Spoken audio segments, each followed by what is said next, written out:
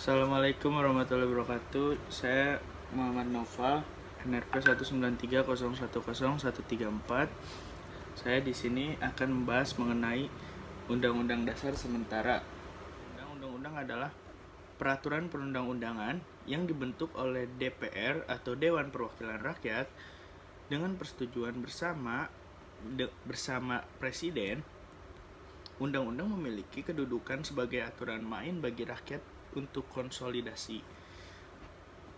Kemudian posisi politik dan hukum untuk mengatur kehidupan bersama dan rangka mewujudkan tujuan dalam bentuk negara. Undang-undang dapat pula dikatakan sebagai kumpulan-kumpulan prinsip yang mengatur kekuasaan pemerintahan, hak rakyat, dan hubungan di antara keduanya.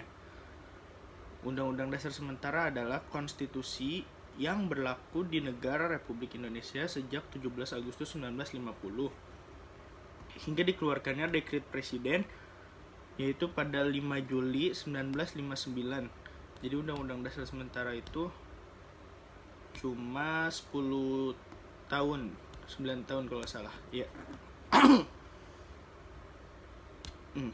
Alasan kemunculan dan penggunaan Undang-Undang Dasar Sementara tahun 1950 ini adalah adanya ketidaksepakatan atau tidak paham antara Republik Indonesia dengan negara-negara daerah binaan Belanda atau RIS, salah satunya RIS, Republik Indonesia Serikat. Pemberlakuan Undang-Undang Dasar Sementara tersebut dimulai pada saat Republik Indonesia Serikat atau RIS berakhir karena adanya demo besar-besaran dari rakyat yang menuntut kembalinya Indonesia menjadi negara Kesatuan Republik Indonesia atau NKRI. Kemudian dan terbentuknya RIS tidak sejalan dengan keinginan para pendiri negara, sehingga beberapa negara bagian RIS memutuskan bergabung kembali dengan NKRI, sehingga akhirnya pemerintah membubarkan Republik Indonesia Serikat dan kembali menjadi Negara Kesatuan Republik Indonesia dengan menggunakan Undang-Undang Dasar Sementara sejak 17 Agustus 1950.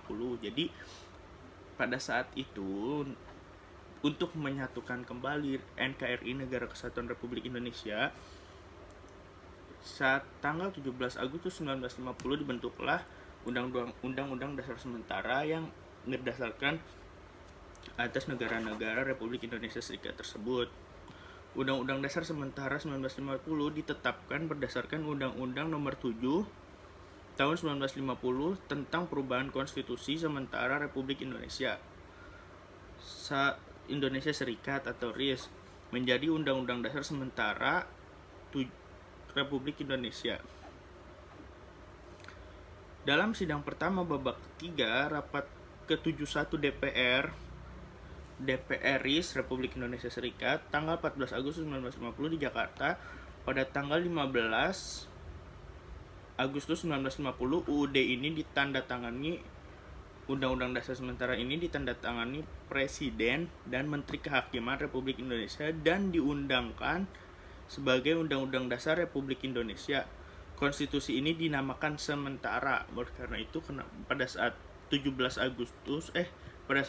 Agustus 1950 itu terjadi tanda tangan perundang-undangan yang konstitusinya itu sementara. Jadi undang-undang tersebut dibuat tuh bakal ada perubahan ke depannya. Karena yang bersifat sementara menunggu terpilihnya konstituante, hasil pemilihan umum yang akan menyusun konstitusi baru, pemilihan umum 1955 berhasil memilih konstituante secara demokratis. UUDS 1950 tersebut dirancang oleh panitia perancang UUDS yang dikuasai oleh Profesor Dr. Supomo. Akhirnya dengan sedikit perubahan DPR, Senat, dan KNIP menerima rancangan UUDS menjadi Undang-Undang Dasar 1950.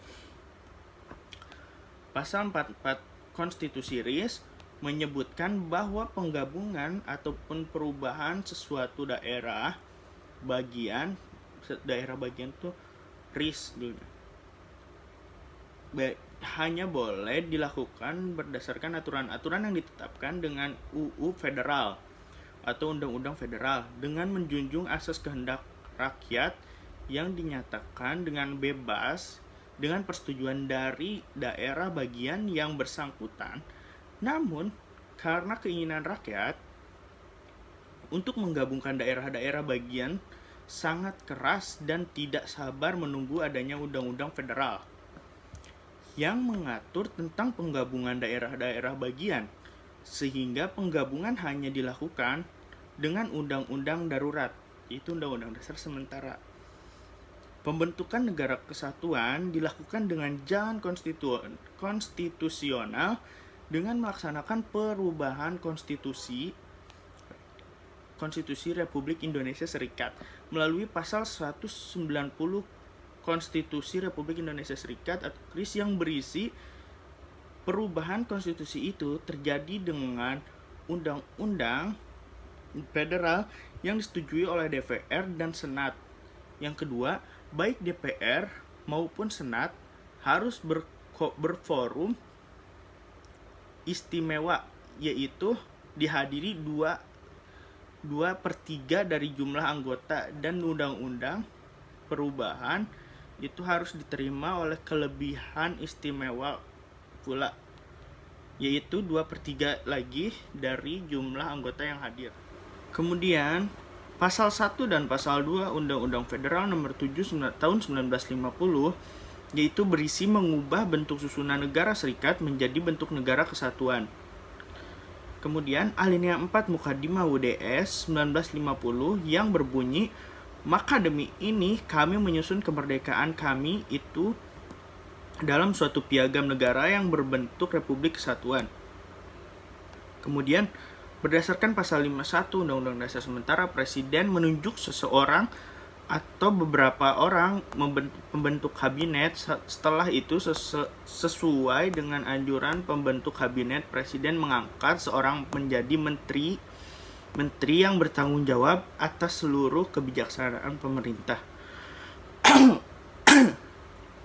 Lebih tegas lagi, pasal 134 ayat 1 Undang-Undang Sementara menentukan pembagian daerah Indonesia atas daerah besar dan kecil yang berhak mengurus rumah tangganya sendiri atau otonom. Selain itu, Undang-Undang Dasar Sementara ini juga disusun dalam waktu yang singkat karena yang mendesak pasca kerusuhan dan pergolakan di masa Republik Indonesia Serikat. Jadi ya balik lagi, Undang-Undang Dasar Sementara ini dibentuk karena pada saat itu negara-negara bagian atau negara Republik Indonesia Serikat itu tidak mengadakan demo besar-besaran, sehingga ya intinya demo atas undang-undang yang tidak disetujui pada saat itu. Makanya dibentuklah Undang-Undang Dasar Sementara ini atau memperbaiki undang-undang pada saat itu. Terima kasih. Nama saya Muhammad Naufal. Terima kasih dan mohon maaf bila ada kesalahan.